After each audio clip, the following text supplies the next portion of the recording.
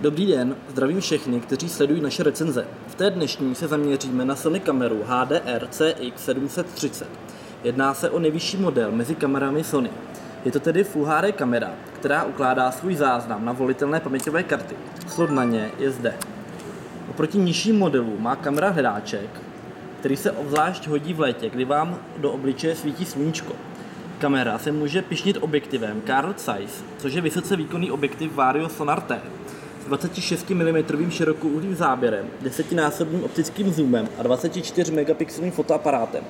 Jako nejdůležitější vlastnost bych vyzdvihl novinku, a to je vyvážený optický stabilizátor obrazu SteadyShot.